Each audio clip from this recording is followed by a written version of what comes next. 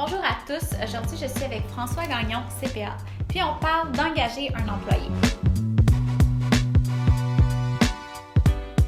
François, est-ce que tu peux me dire si c'est mieux d'engager un employé ou d'engager un contracteur ou un sous-contractant?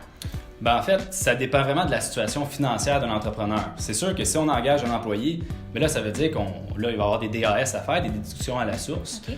Mais aussi, c'est qu'il faut payer le salaire de l'employé. Fait que, si ta situation économique n'est pas assez bonne pour supporter ça, là, c'est sûr que c'est quelque chose à considérer puis à analyser avant de faire le move, si on veut. Par contre, si on va avoir un sous-traitant, puis que le sous-traitant, il travaille pour toi 40 heures semaine, t'es son boss, qui travaille 40 heures semaine, il vient à ton bureau, il vient chez toi, il travaille, il utilise ton matériel, il fait tout.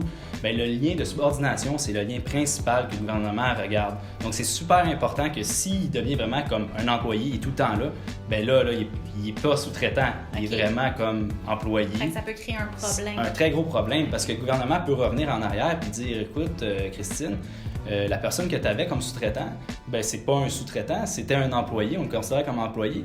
Puis là, ils vont dire, tu as un 20% des DAS, déduction à la source, ils vont aller récupérer ça en arrière avec des pénalités. Fait que faut pas prendre ça à la légère, là, c'est quelque chose à analyser d'abord et avant tout. Okay. C'est la plus grosse différence. Non, parfait. Merci beaucoup, plaisir. François. Si vous avez des questions en comptabilité, n'hésitez pas à aller vous connecter à votre compte sur latrousse.ca puis lui poser vos questions.